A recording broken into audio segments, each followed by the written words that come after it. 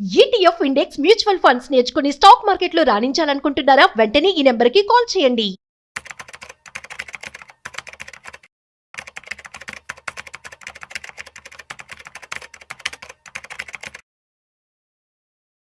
కేవలం 10 రూపాయల లోపల ఉన్నటువంటి పెన్నీ స్టాక్స్ గురించి ఇవాళ మనం తెలుసుకోబోతున్నాం. అయితే పెన్నీ స్టాక్స్ గురించి పూర్తిగా మనతో వివరించడానికి ఫైనాన్షియల్ ఎక్స్పర్ట్ గిరిబాబు గారు ఉన్నారు. So let's start. So hi sir, నమస్తే. నమస్తే అండి. ఎలా ఉన్నారు? ఫైన్ అండి. సార్, పెన్నీ స్టాక్స్ గురించి చెప్పండి. అది కూడా 10 రూపాయల లోపల ఉన్నటువంటి పెన్నీ స్టాక్స్ లో పెట్టుబడి పెట్టడం మంచిదా కాదా? ఇప్పుడు మీరు ఈ వీడియోకి పెట్టిన thumbnail చూసి 10 రూపాయల స్టాక్స్ అనగానే నేను ఏదో రికమెండ్ చేస్తానని, ఇంకా ఈ 10 రూపాయల పెన్నీ స్టాక్స్ చెప్పగానే కొనుక్కోగానే అది 100 రూపాయలు అయిపోతాయి, కరోడ్పతి అయిపోవచ్చు అని చెప్పేసి ఎవరైనా చూస్తే వాళ్ళకి ఒక నిరాశ ఎదురవుతుంది. ఎందుకంటే అలాంటి పెన్నీ స్టాక్స్ రికమెండ్ చెయ్యను, చేయలేను, అలాంటివి ఉండవు కూడా. ఫస్ట్ ఆఫ్ ఆల్ ఒకటి చెప్పండి, ఏదైనా ఒక ల్యాండ్ తీసుకోండి, వాల్యూ పెరిగింది, ఒక ధర సమ్ XYZ ప్రైస్ ఉంది, అది ఫ్యూచర్ లో చాలా పెరిగింది అంటే అక్కడ వాల్యూ ఉన్నట్టే కదా. Exactly same applies to stocks also. ఒక స్టాక్ ఉంది, ఒక ప్రైస్ ఉంది, దాని బిజినెస్ బాగుంది, రెవెన్యూ బాగుంది, నెంబర్స్ బాగున్నాయి, గ్రోత్ ప్రాస్పెక్ట్స్ బాగున్నాయి, ఆటోమేటిక్గా షేర్ ప్రైస్ పెరుగుద్ది కదా. మరి ఒక స్టాక్ ప్రైస్ పెరగట్లేదంటే ప్రాబ్లం ఏంటి? బిజినెస్ బాగాలేదు, నెంబర్స్ బాగాలేవు, ప్రాఫిటబిలిటీ లేదు, ప్రమోటర్ స్టెక్ తక్కువ ఉంది, డెట్ ఎక్కువ ఉంది, ఫ్యూచర్ అంత ప్రాస్పెక్ట్ గా లేదు, ప్రాస్పరస్ గా లేదు. సో ఆటోమేటిక్గా స్టాక్ ప్రైస్ తగ్గుద్ది. సో కానీ చాలా మంది ఇవేమి చూడరు, ధర చూసి నిర్ణయం చేసుకుంటారు కొనాలని చెప్పేసి. 10 రూపాయలు తక్కువ ఉంది అంటే వాళ్ళ ఉద్దేశం ఏంటంటే పెరిగిపోద్దని. బట్ జరగదు అది. అదే జరిగితే 10 రూపాయల స్టాక్స్ బోల్డ్ ఉంటాయి. మనకు BSEలో 6,000+ కంపెనీస్ లిస్ట్ అయ్యి ఉన్నాయి. 6,000 కంపెనీస్ లో మీరు బాటమ్ ఒక 2,000 కంపెనీస్ చూడండి, అన్ని పెన్నీ స్టాక్స్, పేరు వినని స్టాక్సే ఉంటాయి. ఆ 10 రూపాయలు ఉంది అనగానే ఆటోమేటిక్ గా కొనేసుకుంటే పెరిగిపోతాయి అనే ఫీలింగ్ లో ఉంటారు. కానీ వాటి హిస్టరీ 10 ఏళ్ల హిస్టరీ చూడండి, అక్కడే ఉంటాయి, పెరగవి. అందుకు కోవిడ్ టైంలో ఒక కంపెనీ ఉండింది, దాని పేరు సమ్ ఆక్సిజన్ సమయంలో పేరుంది, ఆక్సిజన్ పేరుతోటి. అదేదో లైమ్ లైట్ వచ్చింది న్యూస్. అప్పుడు మనకు సెకండ్ ఫేజ్ కోవిడ్ లో ఆక్సిజన్ దొరకక ఇబ్బంది పడ్డారు చాలా మంది. ఇంకా ఆక్సిజన్ పేరుండేసరికి ఇదేదో ఆక్సిజన్ సప్లై కంపెనీ ఏమో, బిజినెస్ బాగుండి షేర్ ప్రైస్ పెరుగుదని విపరీతం కొనేశారు. కానీ తీరా చూస్తే ఆక్సిజన్ ఇన్వెస్ట్మెంట్ రిలేటెడ్ కంపెనీ అది. ఆక్సిజన్ కి దానికి సంబంధం లేదు, అలా పేరు పెట్టుకున్నారు వాళ్ళు అంతే. ఒకప్పుడు ఉండేనేమో, ఇప్పుడు మాత్రం అది ఆ బిజినెస్ లేదు వాళ్ళకి, ఇన్వెస్ట్మెంట్ సంబంధించి. అది కనీసం కూడా చూడరు. అది బిజినెస్ ఏం చేస్తుంది, పేరేముంది చూడని కూడా చూడరు. చూడకుండా ఆక్సిజన్ పేరు చూసి కొనేశారు, తర్వాత చేతులు కలిపింది. అట్లా తర్వాత US లో ఏదో కంపెనీ వాట్సాప్ కి కాంపిటీటర్ ఏదో వచ్చిందని చెప్పేసి సంథింగ్ ఏదో న్యూస్ వచ్చింది, దాని రిలేటెడ్ ఏదో సిమిలర్ పేరు ఏదో ఉంది మన కంపెనీస్ లో, కొనేశారు విపరీతంగా. ఆ పేరు చూసేసి టెంప్ట్ అయిపోతారు, తర్వాత ధర చూసి టెంప్ట్ అయిపోతారు. This is wrong. మనం ఒక స్టాక్ ఎందుకు పెరుగుతుంది? డిమాండ్ బట్టి. ఇప్పుడు మనకు ల్యాండ్ ఎలాగైతే సప్లై కాన్స్టెంట్, ల్యాండ్ సప్లై పెరగదు కదా, స్టాక్ మార్కెట్ లో షేర్స్ కూడా ఎప్పుడు సప్లై కాన్స్టెంట్. మీకు ఒక కంపెనీ షేర్స్ ఉన్నాయంటే అవి ఫ్రీ ఫ్లోట్ షేర్స్ అని ఉంటాయి. అన్ని షేర్స్ మాత్రమే మార్కెట్ అవైలబుల్ ఉంటాయి పబ్లిక్ కొనుక్కోవడానికి. ఫర్ ఎగ్జాంపుల్ ఇప్పుడు రిలయన్స్ ఇండస్ట్రీస్ గ్రూప్ తీసుకోండి, అందులో ముఖేష్ అంబానీ ఫ్యామిలీ గ్రూప్, తర్వాత లాక్-ఇన్ షేర్స్, ప్రమోటర్ షేర్స్ అన్ని పోయిన తర్వాత మనం మార్కెట్లో కొనుక్కోవడానికి అవైలబుల్ షేర్స్ ఏవైతే కొన్ని ఉంటాయో అవి ఉంటాయో ఆ నెంబర్ మాత్రమే మనం కొనుక్కోవడానికి స్కోప్ ఉంటుంది. అది కూడా అవైలబుల్ నెంబర్సే. మళ్ళీ మీరు ఆల్రెడీ కొన్ని షేర్స్ కొనుక్కున్నారు, ఎప్పటికి అమ్మరు, I can't buy from there. కనుక ఫ్రీ ఫ్లోట్ అవైలబుల్ షేర్సే అవైలబుల్ ఉంటాయి తప్ప నెంబర్ పెరగదు ఎట్టి పరిస్థితుల్లో. కనుక మనకు సప్లై కాన్స్టెంటా, డిమాండ్ ఎక్కువ ఉంటే ప్రైస్ ఏమైంది, పెరుగుతూ ఉంటుంది. ఇప్పుడు మార్కెట్లో టమాటాలు విపరీతంగా వచ్చేసాయి, అప్పుడు ధర ఏమవుతుంది, పడిపోద్ది కదా, రూపాయి 10 రూపాయకి వచ్చేస్తుంది. టమాటా దొరకట్లేదు, కిలో ఎంత అప్పుడు 100 రూపాయలు అయిపోతుంది. సేమ్ ఉల్లిపాయలు అంతే. ఇక్కడ supply is determining the price కదా. ఆ సప్లై ఎక్కువ ఉంటే పెరగడం, సప్లై తక్కువ ఉంటే తగ్గడం, అంతే. డిమాండ్ కాదు, సప్లై. వేరే స్టాక్ మార్కెట్ లో supply is constant, demand determine చేస్తారు అక్కడ. డిమాండ్ అంటే ఇప్పుడు Reliance industries shares for example చెప్తున్నాను, కొన్ని షేర్స్ ఉంటాయి, సప్లై ఇస్ కాన్స్టెంట్. ఎక్కువ మంది నాకు కావాలని డిమాండ్ తోటి కొనుక్కుంటూ ఉంటే ఆటోమేటిక్ గా ప్రైస్ పెరుగుద్ది. ఇప్పుడు పెన్నీ స్టాక్స్ వచ్చేస్తే పెన్నీ స్టాక్స్ సప్లై కూడా కాన్స్టెంటే, దాని ప్రైస్ ఎప్పుడు పెరుగుద్ది, డిమాండ్ ఎక్కువ ఉంటే. ఎప్పుడు డిమాండ్ వస్తుంది, ఆ కంపెనీ పర్ఫార్మెన్స్ బాగుంటే. అదుందా తెలియదు అసలు, అవి చూడరు అసలు. కనీసం ధర ఉంటే 10 రూపాయలు కొనేసుకోవాలి. ఇలాంటి అడుగుతుంటారు నన్ను కూడా, చిన్న చెప్పండి అంటే ఎక్కువ వస్తాయిగా, ఎక్కువ వస్తే డబ్బులు ఎక్కువ వస్తాయని, డబ్బులు పోతాయి అక్కడ. అర్థమైందా? ఫర్ ఎగ్జాంపుల్ ఇప్పుడు బజాజ్ ఫిన్సర్వ్, బజాజ్ ఫినాన్స్, తర్వాత ఎయిర్టెల్, ఇలాంటి పెద్ద పెద్ద కంపెనీస్ ఒకనొక టైంలో 20 రూపాయలు 30 రూపాయలు ప్రైస్ ఉన్నాయి. ఇవన్నీ 2008 కి ముందు బజాజ్ ఫినాన్స్, బజాజ్ ఫిన్సర్ ఈ కంపెనీలు less than 30-40 rupees. Airtel around 30-40 rupees. అవన్నీ మల్టీ బ్యాగర్స్ ఇప్పుడు. సో ధర పెరగగానే కొనరు, ఎందుకంటే పెరిగిపోయిన ధర అని చెప్పేసి. కనుక నేను అందరికి చెప్పేది ఏంటంటే తక్కువలో ఉన్నప్పుడే తీసుకోవడం బెటర్.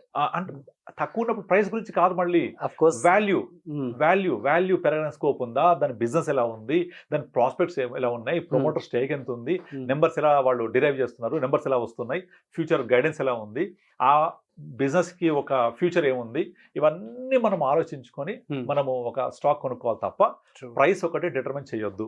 మీరు అలా గనక అయితే 10 రూపాయల కింద ఉన్న స్టాక్స్ కొనుక్కుంటే ఈ పెరిగిపోతే నేను మల్టీ బ్యాగర్ అయిపోతే, నేను కొడిషన్లు అయిపోతే అంతకు మించిన తప్పు లేదు. తప్పులో కాలేసినట్టే. తప్పులో కాలేసినట్టు లేదు, తప్పులో కాలేసినట్టు. తప్పులో బాబా తప్పులు అనేది అందరు చెప్పేది.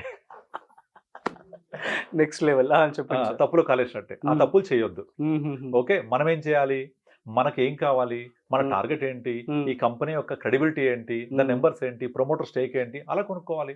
యాక్చువల్లీ చాలా మంది సుజలాన్ స్టాక్ గురించి మాట్లాడుతూ ఉంటారు. ఇప్పుడు 80 రూపాయలు 60 రూపాయలు సంథింగ్ ఉంది అక్కడ.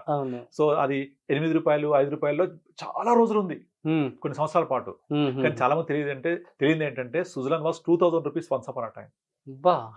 పబ్లిక్ ఇష్యూ 2004 వచ్చినప్పుడు నేను కొన్నాను. పబ్లిక్ ఇష్యూలో అది 2000 మళ్ళీ తగ్గిపోయి ఇక్కడికి వచ్చింది. అది 200 రూపీస్ పబ్లిక్ ఇష్యూకి వచ్చినప్పుడు డే 1 అది 3 times అప్పర్ సర్క్యూట్ కొట్టింది. పబ్లిక్ ఇష్యూకి వచ్చిన లిస్టింగ్ రోజు నేను చెప్తాను 2004-05 I was trading on that day. నేను కార్వీలో ట్రేడ్ చేసేవాడిన రోజు అది ఫస్ట్ టైం నేను చూసిన ఒక షేర్. ఫస్ట్ డే లిస్టింగ్ నాడే అప్పర్ సర్క్యూట్. ఇప్పుడు లేదా రూల్స్ అన్ని మారిపోయాయి. ఇప్పుడు 10 o'clock లిస్ట్ అవుతుంది, చాలా మారిపోయాయి. కానీ అప్పుడు ఏంటంటే ఫస్ట్ డే మాత్రమే అది బాగా వోలటాలిటీ ఉండేది, బాగా కొనేవాళ్ళు. ఎక్కడికైనా ప్రైస్ మూవ్ అయ్యేది. Upper circuit, second upper circuit 400 రూపాయలు వెళ్ళిపోయింది. With in period of time 600 వెళ్ళిపోయింది. అక్కడ నుంచి బిఫోర్ 2008 రెసెషన్ ఫాల్ కు ముందు అది 1800-2000 కూడా వెళ్ళింది. అక్కడి నుంచి పడి 5 రూపాయలకు వచ్చేసింది మళ్ళీ. సో మరి అక్కడ ఉన్నవాళ్ళ పరిస్థితి ఏంటి? అలా అనిల్ అంబానీ గ్రూప్ స్టాక్స్ అన్నీ అలాగే జరిగాయి. అవన్నీ 3000 రూపాయలు 30-40 రూపాయలు కూడా వచ్చిన సందర్భాలు ఉన్నాయి. ఇక్కడి నుంచి అటు కూడా పోతాయి. కనుక మనము ఈ స్పెక్యులేషన్ జోలికి వెళ్ళొద్దు. మనం వాల్యూస్ ని దృష్టి పెట్టుకోవాలి, కంపెనీ ప్రాస్పెరిటీ దృష్టి పెట్టుకోవాలి, నెంబర్స్, బిజినెస్ ఎలా వెళ్తోంది, ఇవన్నీ స్టడీ చేయగలగాలి. చేయలేరా? సింపుల్, మ్యూచువల్ ఫండ్స్ రండి. అక్కడ అన్ని జరుగుతాయి. మీకు కావాల్సిన 15% వస్తుంది. Multi bagger, power of compounding is the biggest thing. So నాకు అన్ని ఓవర్ నైట్ కావాలంటే జరగవు. ఆ ఓవర్ నైట్ అయ్యే లోపల సినిమా అయిపోద్ది. ఇప్పుడు యంగ్స్టర్స్ ఉన్నారు కదా, యంగ్స్టర్ జెన్జీ ఉన్నారు కదా, వీళ్ళందరికీ ఏంటంటే ఇమీడియట్లీ క్విక్ మనీ కావాలి. They don't want to wait. Crypto currency వెళ్తారు, తర్వాత ట్రేడింగ్ చేస్తూ ఉంటారు. F&O నాకు నిన్న ఒక క్లయింట్ కాల్ చేశాడు. తను అసలు స్టాక్ మార్కెట్ జోలికి వెళ్ళలేదు, అందరు కొంటున్నారు అని చెప్పేసి నా దగ్గరకు వచ్చాడు. అయితే ఇట్లా మ్యూచువల్ ఫండ్స్ అన్ని చెప్పాను నేను. అయిపోయింది, ఒక 4 months అవుతుంది. ఇన్వెస్ట్ చేశాడు, అరౌండ్ 30 lakhs ఇన్వెస్ట్ చేశాడు. ఇప్పుడు ఒక 12% అబ్సల్యూట్ రిటర్న్ తో పెరిగి ఉంది పోర్ట్ఫోలియో. అప్పుడే విత్ ఇన్ 4 months. మార్కెట్ లో ఎంటర్ అయ్యాం కదా, 10-12% పెరిగింది. అన్ని కూడా పోర్ట్ఫోలియో పర్ఫెక్ట్ బ్యాలెన్స్ చేసాము. ఇంకా ఇప్పుడు 2 lakhs SIP ఉంది అతనిది. నాకు ఫోన్ చేసి క్యాన్సిల్ చేయండి అన్నాడు. చేసేసాము. తర్వాత తిరిగి ఫోన్ చేసి నాకు ఇంకొంచెం రిస్క్ తీసుకోవాలని ఉంది, స్టాక్ మార్కెట్ వెళ్ళాలని ఉంది, తర్వాత ఇది సేఫ్ గా ఉంటాయి కదా, F&O చేయాలని ఉంది, క్విక్ మనీ కావాలి. నేను చెప్పాను, నువ్వు మనీ గురించి మాట్లాడుతున్నావు, రూపాయల గురించి. నేను సంపద గురించి మాట్లాడుతున్నా. సంపద సృష్టించబడాలి అంటే టైం ఇవ్వాలి. Quick money can never give you. Quick money రాదు. ఒకటి చూపించండి నాకు. ఇప్పుడు స్టాక్ మార్కెట్ లో నేను ట్రేడ్ చేసి మా అమ్మాయి పెళ్లి చేశా, స్టాక్ మార్కెట్ లో ట్రేడ్ చేసి నేను ఇల్లు కట్టాను, స్టాక్ మార్కెట్ లో ట్రేడ్ చేసి నేను మా అబ్బాయిని విదేశాలు పంపించా. ఒక్క చూపించండి ఎగ్జాంపుల్ నాకు. ఉండదు. బట్ మ్యూచువల్ ఫండ్ పెట్టి చిట్టీలు వేసి ల్యాండ్ అమ్మి చిట్టి వేస్తే 4 years తర్వాత డబ్బులు వస్తాయి. కానీ సడన్ గా అవసరం అయితే మధ్యలో పాడుకోవచ్చు, ఆప్షన్ ఉంటుంది, అది తీసుకుంటారు. అదొక ఫైనాన్షియల్ రిక్వైర్మెంట్ కి ఎంతో మంది చిట్టీలు వేసే వాళ్ళ లైఫ్ ని కంటిన్యూ చేస్తారు. ల్యాండ్ కొని పిల్లల కోసం వాళ్ళు దాన్ని యూజ్ చేసుకుంటారు. మ్యూచువల్ ఫండ్ లో పెట్టి ఒక 4-5 years 10 years తర్వాత వాళ్ళ గోల్ కోసం రీచ్ అవుతారు. బట్ స్టాక్ మార్కెట్ లో ట్రేడింగ్ చక్కర్ లో పడి, ఎమోషన్స్ లో పడి ఇవన్నీ మర్చిపోతుంటారు, బేసిక్స్ మర్చిపోతూ ఉంటారు. ఏదో కావాలి, ఫాస్ట్ గా వచ్చాలి. రాదు. నువ్వు డబ్బులు ఫాస్ట్ గా రావాలంటే 60 తర్వాత వచ్చే అంబులెన్స్ 30లోనే వచ్చేస్తుంది.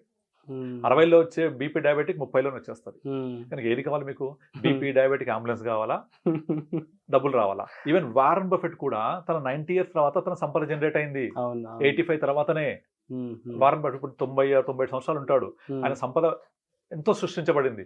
అదంతా వచ్చింది లాస్ట్ 10 years లోనే, 10-15 years లోనే. అంటే బై ద టైమ్ హీఈస్ 80+ కదా.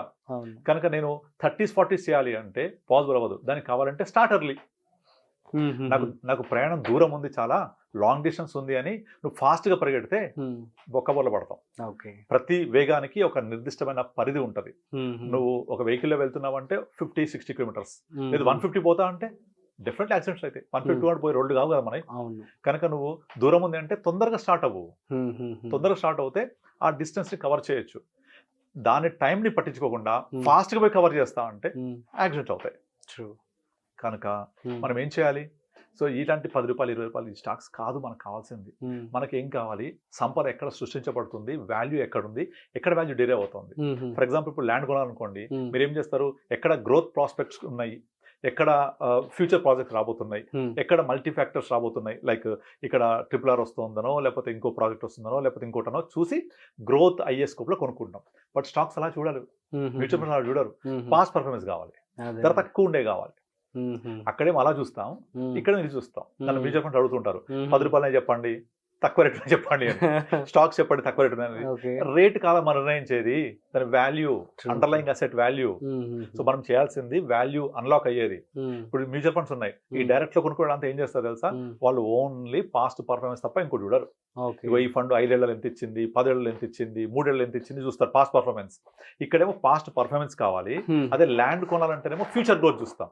అక్కడ ఎందుకు చూడం? మరి బాగా పెరిగిపోయింది గచ్చిబౌలి, అక్కడ కొనమనండి, కొనరు. బంజారాస్ లో బాగా పెరిగిపోయింది రేటు 20 ఏళ్లలో 25 ఏళ్లలో, కొనరు. మన అఫోర్డబుల్ లేదు కదా, ధర ఎక్కువైంది కదా. కానీ పెరుగుద్ది కదా, పెరిగింది కదా అది. మరి అక్కడ ల్యాండ్ కొనేప్పుడేమో ఫ్యూచర్ గ్రోత్ చూస్తావు, ఆ లాజిక్ అప్లై చేయరు మ్యూచువల్ ఫండ్ కొనేటప్పుడు. మ్యూచువల్ ఫండ్స్ ఏమో పాస్ట్ పర్ఫార్మెన్స్ కావాలి. ఫలానా ఫండ్ 5 ఏళ్ళు ఎంత పెరిగింది, 10 ఏళ్ళు ఎంత పెరిగింది చూస్తుంటారు. అది పెరిగింది, మనకు పెరగబోయేది కావాలి, అది చూడాలి. ఎలా తెలుస్తుంది? అండర్లైంగ్ అసెట్, దానిలో స్టాక్స్ ఏమున్నాయి, ఫ్యూచర్ వాల్యూ ఏముంది, ఎట్లా పెరుగుతాయి స్టాక్స్, ఇప్పుడు మార్కెట్ ఎలా మూవ్ అవుతుంది, ఇప్పుడు ఎక్కడున్నాం మన మార్కెట్ లో, నెక్స్ట్ పెరగబోయే సెగ్మెంట్ ఏది, దాని ప్రకారంగా చూసుకోవాలి. ఓకే. అంతేగాని 10 రూపాయలు 20 రూపాయలతోటి మీరు ఎప్పటికీ కరోడ్పతి కాలేరు. ఓకే, అర్థమైందా? Yeah, super sir, thank you so much. So guys, clarity వచ్చింది కదా. సో పెన్నీ స్టాక్స్ 10 రూపాయల లోపు ఉన్నటువంటి వాటిలో ఏది బెస్ట్ అని చెప్పి అడిగితే చాలా చక్కటి సమాధానం ఇవ్వడం జరిగింది. సో డబ్బు కాదు, సో అది ఫ్యూచర్లో దానికి గ్రోత్ ఎలా ఉంటుంది ఏంటి, అది స్టడీ చేసి మాత్రం మీరు పెట్టుబడి పెట్టుకోండి అని చెప్పడం జరుగుతుంది. That's it. సో మరొక ఇంట్రెస్టింగ్ కాంటెంట్తో మళ్ళీ కలుద్దాం. అంతవరకు చూస్తూనే ఉండండి సుమన్ టీవీ.